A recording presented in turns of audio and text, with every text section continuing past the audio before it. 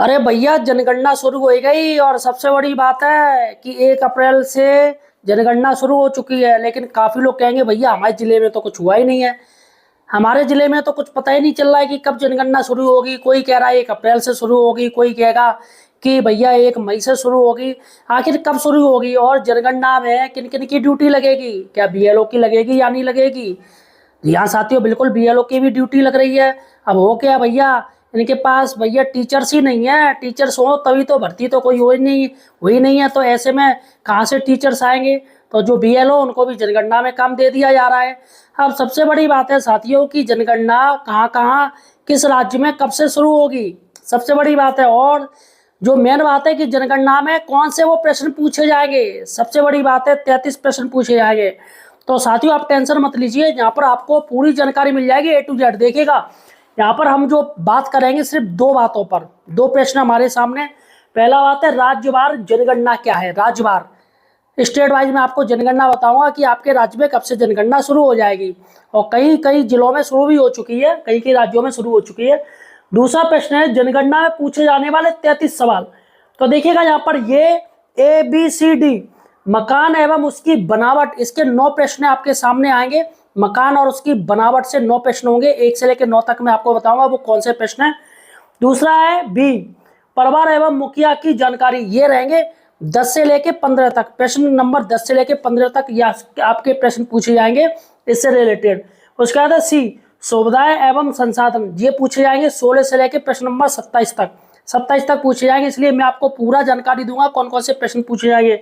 और डी है दोस्तों लास्ट है डिजिटल उपकरण एवं वाहन, ये पूछे जाएंगे प्रश्न नंबर 28 से लेकर 33 तक। तो दोस्तों यहाँ पर कुल 33 प्रश्न आपसे पूछे जाएंगे। और जो काम है मैं आपको बता दूं, ये काम 2 चरणों में होगा। और वैसे कह रहे हैं 2 चरण, लेकिन यहाँ पर 3 चरणों में पूरी जनगणना होगी। पहली जनगणना तो दोस्तों मैं आपको बता दूं, पहली जो जनगणना होगी वो सिर्फ आपकी यहाँ तक रहेगी। 9 प्रश्न आपके सामने पूछे जाएंगे, घर से रिलेटेड जानकारी ली जाएगी। और फिर दूसरी बात जनगणना होगी, उसमें साथियों आपको ये चारों के चारे BCD ये तीनों की तीनों आपको जानकारी देनी पड़ेगी। और फिर एक फाइनल जनगणना होगी जिसमें डाटा देखा जाएगा, कहीं कुछ कमी या ज़्यादा तो नहीं हुई है, जैसे किसी की डेथ हो गई या कुछ और हो गया हो तो उसमें आप करेक्शन कर सकते हो। और बस वो फाइनल सबमिट मान लिया जाएगा। जो कि साथियों यहाँ पर ऑफलाइन भी आपको कार्य करना पड़ेगा। आपको रजिस्टर मिलेंगे बड़े बड़े मोटे मोटे, जैसे रामायण होती है ना, रामायण जैसे बड़े बड़े मोटे मोटे रजिस्टर दे दिए जाएंगे। और उन्हीं रजिस्टरों में आपको ऑफलाइन भी ये एंट्री करनी पड़ेगी। और फिर आपको अपने मोबाइल से भी ऑनलाइन एंट्री करनी पड़ेगी। यहाँ पर मोबाइल का आपको ना तो सरकार की तरफ से मोबाइल दिया जाएगा और ना ही उसके डाटा के लिए आपको पैसे मिलेंगे। बस आपका मानदेय रहेगा। जो प्रगणक है और सुपरवाइजर है उसको दोस्तों 25,000 रुपये मिलेंगे। पहले जो चरण की जनगणना होगी उसमें दोस्तों आपको कम पैसे मिलेंगे, और दूसरी चरण की जो जनगणना होगी उसमें आपको ज़्यादा पैसे मिलेंगे। तो जो टोटल है वो 25,000 रुपये रहेगा। चलेगा साथियों, सबसे पहले हम बात करते हैं कि ये इसका मैटर क्या है, राज्यवार जनगणना कब शुरू होगी। लेकिन दोस्तों उससे पहले सही और सटीक जानकारी के लिए आप हमारे चैनल द एम्प्लॉयड हेल्पर को सब्सक्राइब जरूर कीजिए। देखिएगा अगर आप गवर्नमेंट एम्प्लॉय हैं या संविदा कर्मी है या पेंशनर, यार चैनल को सब्सक्राइब कर लीजिए, क्योंकि हमसे जो जुड़े पड़े हैं वो सारे के सारे गवर्नमेंट एम्प्लॉय हैं हर डिपार्टमेंट से। तो आपके सारे डिपार्टमेंट की जो जानकारी वो हमारे चैनल पर आती रहती है। यार तो चैनल को सब्सक्राइब कर लो यार, क्या जा रहा है, कुछ पैसा तो ले नहीं रहा हूँ आपसे, तो यार चैनल को सब्सक्राइब करो। चलेगा साथियों, देखिएगा जनगणना का जो पहला चरण है मैं आपको बता दूं। देखिएगा राज्य कौन कौन से राज्य है और स्वयं गणना अवधि और मकान सूचीकरण एवं मकानों की गणना अवधि, ये 2 चलेंगे। देखिएगा पहला है राज्य आपका अंडमान और निकोबार द्वीप समूह, दिल्ली, गोवा, कर्नाटक, लक्षद्वीप, मिजोरम, ओडिशा और सिक्किम। एक बार और बोल रहा हूँ, ध्यान से सुनिएगा। अंडमान और निकोबार द्वीप समूह, दिल्ली, गोवा, कर्नाटक, लक्षद्वीप, मिजोरम, ओडिशा, सिक्किम। ये स्वयं गणना अवधि चलेगी 1 अप्रैल से लेकर 15 अप्रैल तक। जी हाँ दोस्तों, 1 अप्रैल से लेकर 15 अप्रैल 2026 तक ये सेल्फ आप ये जनगणना कर सकते हो मोबाइल ऐप के माध्यम से। आप खुद से, अगर आप एक सामान्य नागरिक हैं तो आप खुद से एक ये गणना का एक मोबाइल ऐप आता है, उस पर आप खुद से गणना कर सकते हो। ये उसका टाइम पीरियड रहेगा 1 अप्रैल से लेकर 15 अप्रैल तक का, ठीक है। और यहाँ पर जो मकान सूचीकरण है और मकानों की जो गणना की अवधि है वो दोस्तों रहेगी 16 अप्रैल से लेकर 15 मई तक। ये आपका फर्स्ट स्टेप का है, पहला चरण। यहाँ पर आपका 15 मई तक रहेगा पहला चरण। उसका दूसरा चरण होगा, वो कौन सा होगा, परिवार वाला, ये B से लेकर D तक का ये दूसरे चरण में आएगा, वो आपको देना पड़ेगा। तो देखिए, और मैं आपको बता दे रहा हूँ, गुजरात, दादरा नागर हवेली तथा दमन और दीव, यहाँ पर होगा 5 अप्रैल से लेके 19 अप्रैल 2026 तक स्वयं गणना होगा। और उसके बाद पहला जो मकान की गणना होगी, मकान से रिलेटेड, वो होगी 20 अप्रैल से लेके 19 मई 2026 तक चलेगा दोस्तों। ये हो गया यहाँ पर चलेगा। अब देखते हैं उत्तराखंड में 10 अप्रैल से लेकर 24 अप्रैल स्वयं गणना अवधि है ये। और उसके बाद मकान सूचीकरण एवं मकानों की गणना अवधि है वो 25 अप्रैल से लेकर 24 मई तक की होगी। ठीक है। उसके बाद मध्य प्रदेश, आंध्र प्रदेश, अरुणाचल प्रदेश, चंडीगढ़, छत्तीसगढ़ और हरियाणा, यहाँ पर चलेगा 16 अप्रैल से लेकर 30 अप्रैल तक स्वयं गणना अवधि। और मकान सूचीकरण मकानों की गणना वो 1 मई से 30 मई 2026 तक की होगी। बिहार की बात करें, बिहार में 17 अप्रैल से लेकर 1 मई तक 2026, 17 अप्रैल से 1 मई तक होगा ये स्वयं गणना अवधि है। और मकान सूचीकरण का ये 2 मई से लेकर 31 मई 2026 का होगा।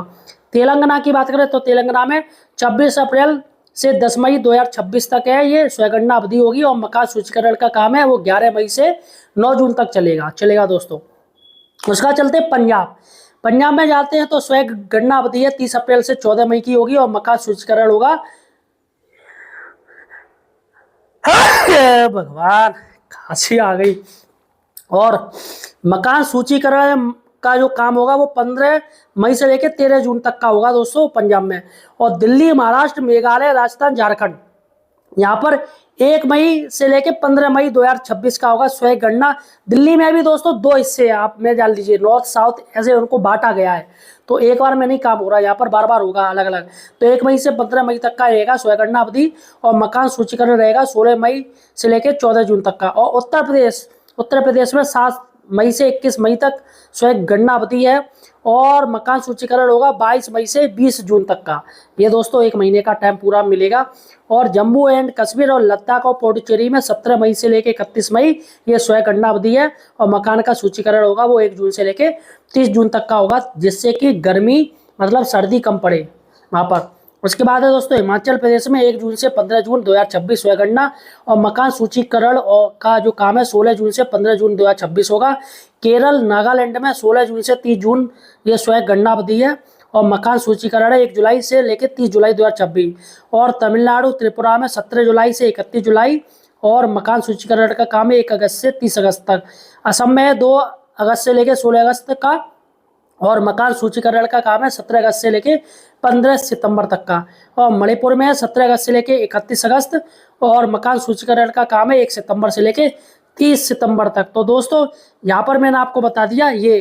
तो यहाँ पर देखेगा दोस्तों, जो पहला स्टेप है, पहले स्टेप में आपको मिलेगा जो मानदेय है वो 9,000 रुपये। ये जो पहला स्टेप है यहाँ पर आपको मिलेगा 9,000 रुपये, 9,000 रुपये ये सुपरवाइजर को, प्रगणक को। और ये वाला जो बी वाला स्टेप है, ये वाला यहाँ से लेके यहाँ तक, इसमें 16,000 रुपये ये इसमें आपको मिलेगा। ठीक है। तो पहले वाला ये मैंने आपको बता दी चलेगा साथियों। अब मैं आपको बता रहा हूँ ये वाला हिस्सा, मकान एवं उसकी बनावट में वो कौन से 9 प्रश्न हैं जो आपसे पूछे जाएंगे। तो पहले आप ये जान लीजिए, इसलिए मैं कह रहा हूँ। देखिएगा, मकान और उसकी बनावट, इसमें 1 से लेकर 9 तक आपको प्रश्न पूछे जाएंगे। देखिएगा, पहला जो प्रश्न होगा वो होगा भवन संख्या क्या है, जैसे नगर पालिका या स्थानीय प्राधिकरण का नंबर, ये आपको देना पड़ेगा। और जनगणना मकान नंबर आपका मकान नंबर क्या है वो आपको देना पड़ेगा। उसके बाद मकान में इस्तेमाल सामग्री, जैसे मिट्टी है, लकड़ी का मकान है, सीमेंट का है, पत्थर का है, किसका, ये आपको देना पड़ेगा। दीवार में इस्तेमाल सामग्री कौन सी है, घास है, ईंट है, पत्थर है, कंक्रीट है आदि, क्या है, किससे दीवार बनी है। 5वां प्रश्न पूछा जाएगा, छत में इस्तेमाल होने वाली सामग्री, छत कैसी है आपकी, खपरेल की बनी है, टीन की है, लोहे की चादर है या कंक्रीट की बनी है, ये आपसे पूछा जाएगा। और 6वां प्रश्न है, जनगणना मकान का उपयोग, आप ये किसका उपयोग कर रहे हो, कि खुद रहने के लिए कर रहे हो या दुकान के लिए या कहीं अन्य के लिए कर रहे हो, जैसे रेंट वेंट पे उठा रहे हो, किराए पे, उसके लिए। और उसके बाद 7वां प्रश्न है, मकान की हालत क्या है, अच्छी है, रहने योग्य या जर्जर है, ये पूछा जाएगा। और 8वां प्रश्न है, घर का नंबर, परिवार के लिए क्या नंबर आपने उसका रखा है। और 9वां प्रश्न पूछा जाएगा, परिवार में समान रूप से रहने वाले व्यक्तियों की कुल संख्या। तो यहाँ पर ये आपका पहला स्टेप हो गया फर्स्ट, जिसमें आपको 9,000 रुपये मिलेंगे। आपसे 9 प्रश्न पूछ लिए जाएंगे। प्रथम चरण की जनगणना आपकी खत्म, बस यही पूछा जाएगा। ये ऑनलाइन ऑफलाइन दोनों होगा। अब दोस्तों अब आते हैं इसमें BCD में ये दूसरे चरण की जनगणना होगी। इसमें बी में दोस्तों कुल 10 से लेकर 15 प्रश्न होंगे। परिवार एवं मुखिया की जानकारी देखिएगा कौन कौन से प्रश्न होंगे। परिवार के मुखिया का नाम, उसके बाद है मुखिया पुरुष है या महिला है या थर्ड जेंडर है। उसके बाद है क्या मुखिया अनुसूचित जाति एससी से है, क्या मुखिया अनुसूचित जनजाति एसटी से है, क्या मुखिया किसी विशेष समुदाय से है, जाति संबंधी जानकारी, और मकान के मालिकाना हक की स्थिति अपना है या किराए पर है। तो यहाँ पर जाति जनगणना भी इसी में हो जाएगी। ठीक है साथियों, तो यहाँ पर ये वाला बी वाला जो था, जो मैंने आपको बता दिया परिवार एवं मुखिया की जानकारी, वो यहाँ से यहाँ तक हो गई। अब दोस्तों चलते हैं सी वाले प्रश्न पर, सुविधा एवं संसाधन। ये 16 से लेकर 27 तक के प्रश्न पूछे जाएंगे। देखिएगा 16वां प्रश्न, परिवार के पास रहने के लिए कमरों की संख्या क्या है, आपके पास कितने कमरे हैं। 17वां है परिवार में रहने वाले विवाहित जोड़ों की संख्या, मतलब बहू बेटा कितने हैं, ये पूछा जाएगा। फिर पूछा जाएगा पीने के पानी का मुख्य स्रोत क्या है, नल है, हैंडपंप है, कुआं है, आदि है। क्या पानी का स्रोत परिसर के भीतर है या बाहर है, यानी आपके घर के अंदर पानी है या फिर बाहर से आप लाते हो, ये पूछा जाएगा। और प्रकाश यानी रोशनी का स्रोत क्या है, कि बिजली आ रही है आपके यहाँ या कैरोसिन है या सौर ऊर्जा से आपकी लाइट आती है।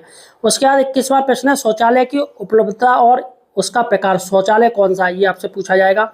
उसके बाद गंदे पानी की निकासी यानी ड्रेनेज है ना, वो उसकी कैसी व्यवस्था, आप कैसे की पक्की नाली या वही आपने वैसे गड्ढा खोद रखा है। उसके बाद नहाने की सुविधा की उपलब्धता, क्या बाथरूम है यानी पक्का है कच्चा, ये पूछा जाएगा, कहाँ पर नहाते हो। उसके बाद रसोई की उपलब्धता और एलपीजी या पीएनजी कनेक्शन, क्या आपके पास रसोई गैस है, ये पूछा जाएगा, या पीएनजी कनेक्शन है। उसके बाद खाना पकाने के लिए ईंधन क्या है, कि आप किससे खाना पका रहे हो, गैस से, लकड़ी से, कोयला से, आदि।